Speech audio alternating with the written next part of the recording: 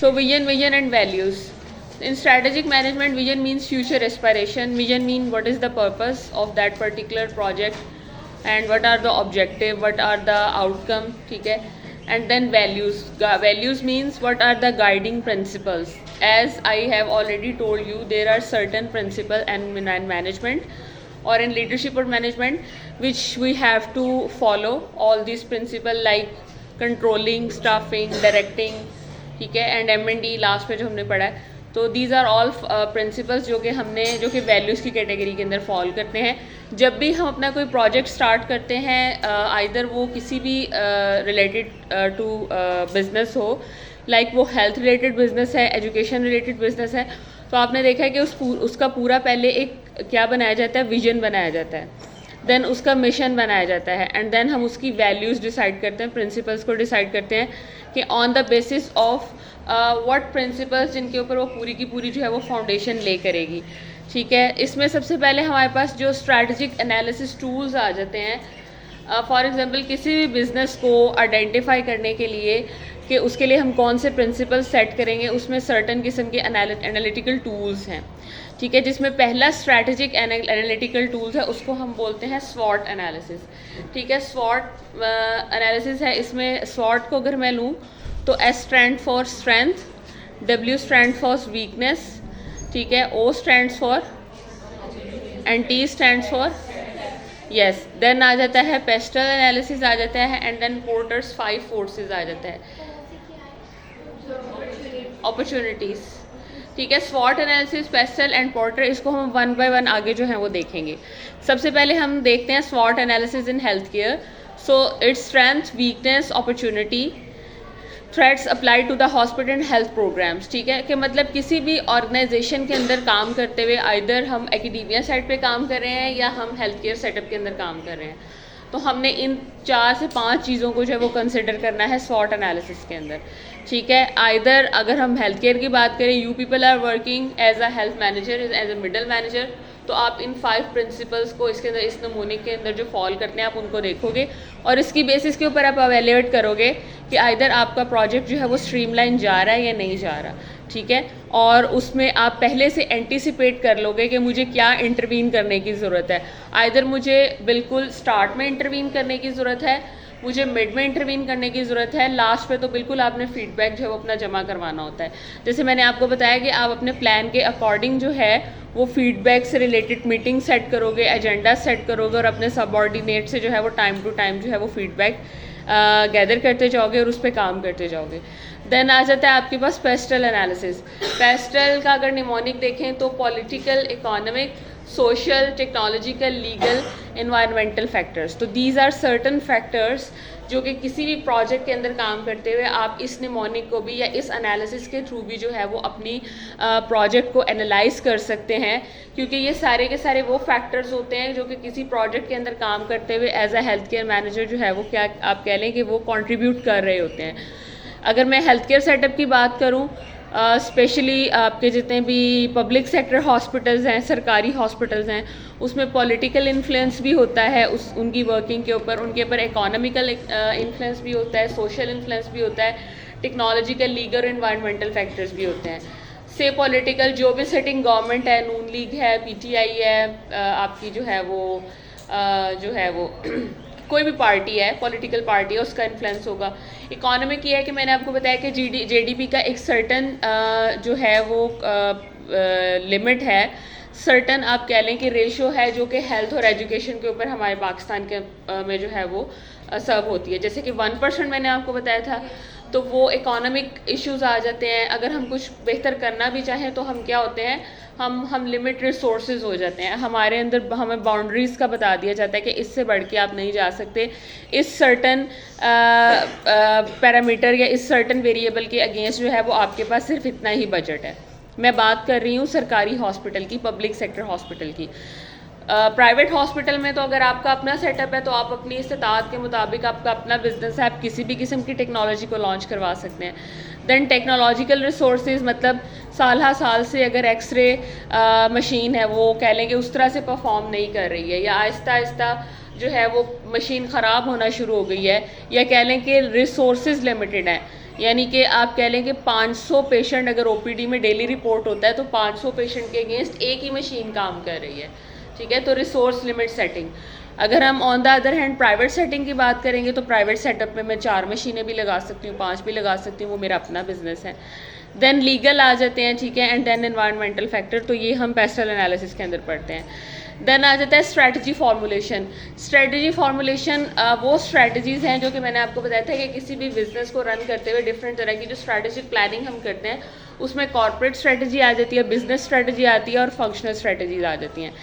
Strategy implementation में corporate में ये है कि मतलब आप जितना भी related to business information gather करते हैं और उसको गैदर करने के बाद आप कॉर्पोरेट लेवल के अंदर जो है उसके अंदर आप टैक्टिक्स को यूज़ करते हैं, टूल्स को यूज़ करते हैं उसको जनरलाइज करने के लिए। प्लीज़ बोले नहीं। स्ट्रैटेजी इम्प्लीमेंटेशन में सबसे पहले आपके पास लीडरशिप का होना बहुत ज़्यादा ज़रूरी है, ठीक है। एज यू पीपल नो के लीडर्स आर इनबॉर्न, ठीक है, एंड मैनेजमेंट जो है वो सारी की सारी क्या होती है, एग्जीक्यूशन के पर्पज़ के लिए यूज़ होती है। तो लीडरशिप जो है उसमें बहुत ज़्यादा इंपॉर्टेंट है। आपने just you have to follow the commands, ठीक है, you should keep this thing in your mind, ये इसका बेसिक प्रिंसिपल है। देन रिसोर्स एलोकेशन है। What are the resources if you people are working in a gynae unit or if you people are working in ICU or CCU, cardiac ICU और CCU, तो उसमें resource allocation आपके पास क्या क्या है, मतलब आपके पास कार्डिक मॉनिटर कितने हैं, आपके पास लाइफ सपोर्टिंग ड्रग्स कितनी हैं, आपके पास एमरजेंसी ट्रॉलीज कितनी अवेलेबल हैं एट ए टाइम, तो these are resource allocation. Then organisational culture. अब हर ऑर्गेनाइजेशन का एक कल्चर होता है। कल्चर से मुराद ये है कि कुछ ऑर्गेनाइजेशन जो हैं वो 1 साल के बाद जो है वो आपको बजट देती है, कुछ कह लें कि 6 मंथ के बाद देती हैं। जैसे मैंने आपको बताया था कि you people are working as a health manager and you have to set your own priority list. ऐसे ही है, आप वो प्रायोरिटी लिस्ट ले जाके टॉप मैनेजमेंट के सामने रखते हैं कि हमें ये चीज़ें दरकार हैं, हमें ये चीज़ें चाहिए। आपकी नीड की बेस के ऊपर, जेन्युइन नीड की बेस के ऊपर आपको जो है वो प्रायोरिटी वाइज आपके यूनिट के अकॉर्डिंग चीज़ें एलोकेट कर दी जाती हैं। तो हर ऑर्गेनाइजेशन का एक कल्चर होता है। बाज़ ऑर्गेनाइजेशन ये कहती हैं कि हम 6 मंथ बाद देखेंगे, आपको अपना 6 मंथ तक का पीछे बैकअप मेंटेन करके रखना होता है। लेट्स से कि इफ़ ऑर्गेनाइजेशन कह रही है कि 6 मंथ, तो आपके माइंड में मैपिंग करते हुए ये बात होनी चाहिए कि आज की डेट से लेके 6 मंथ तक मुझे कितना बजट और दरकार होगा या कितना इक्विपमेंट और चाहिए होगा। तो इस पूरे टाइम के अंदर आपने क्या करना है कि उतना मटेरियल, उतना इक्विपमेंट, उतनी टेक्नोलॉजी आपने अपने पास रखनी है ताकि 6 मंथ से पहले आप डैम श्योर हो कि मुझे ये चीज़ आगे नेक्स्ट नहीं मिलेगी।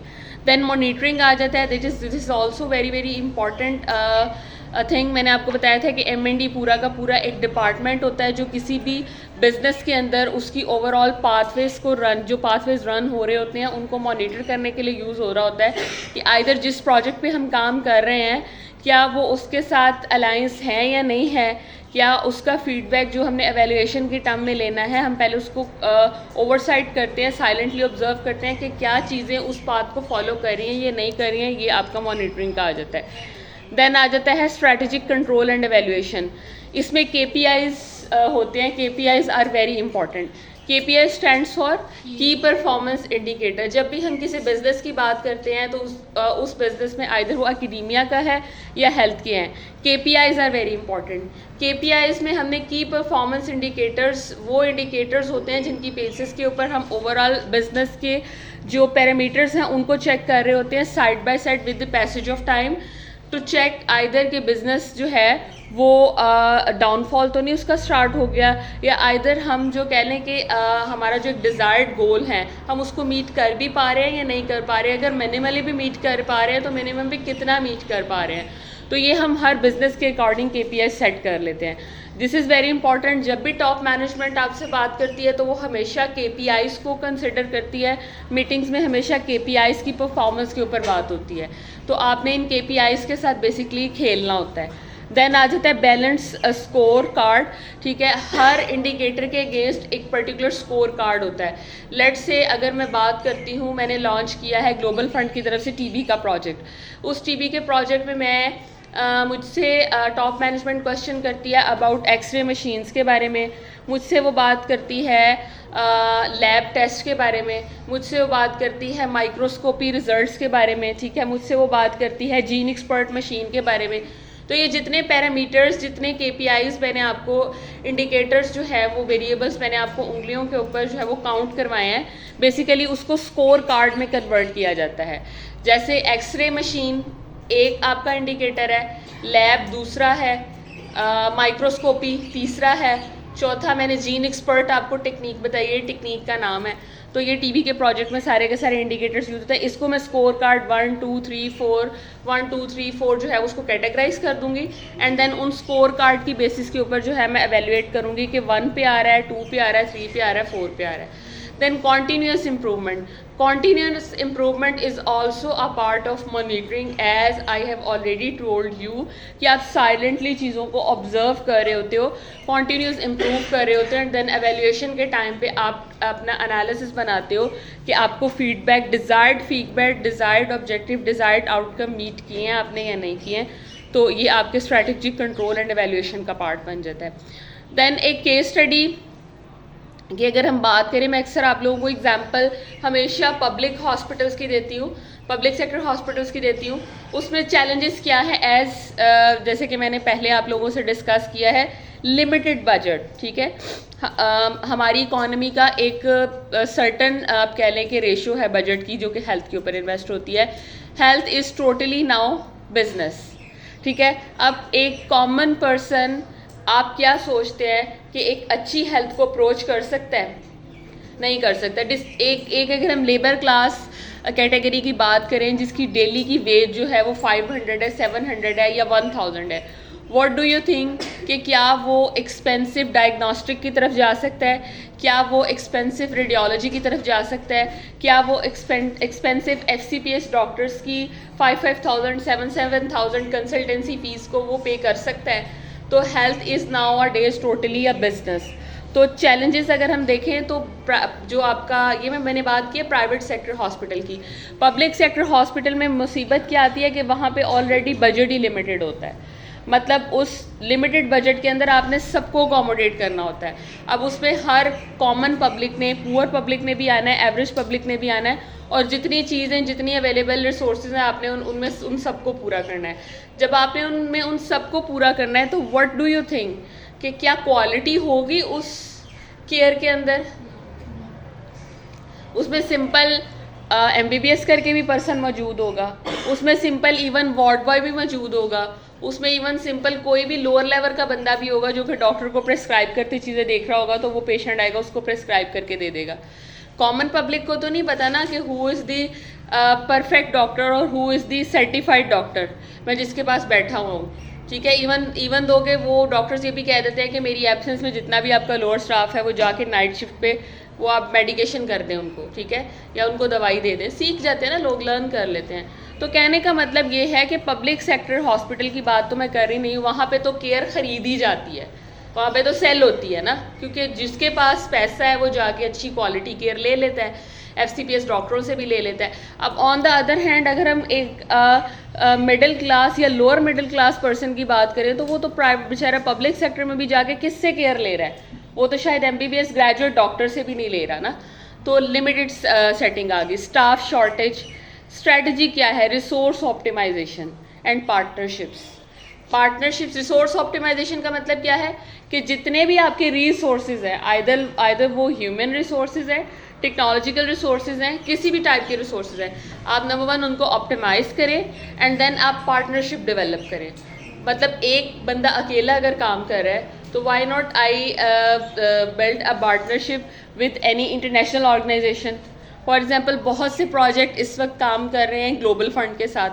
ग्लोबल फंड इज़ बेसिकली क्या है? एक फंडर है, फंडेड पार्टी है, ठीक है, जो कि हमारे जितना भी सब कॉन्टिनेंट के अंदर एमरो रीजन में बात करूँ, स्पेशली पाकिस्तान, इंडिया, फिलिपाइन, इनके साथ मिलके वो डिफरेंट वर्टिकल प्रोग्राम पे पार्टनरशिप करते हैं। इनको बोलते हैं PPM, public private mix partnership.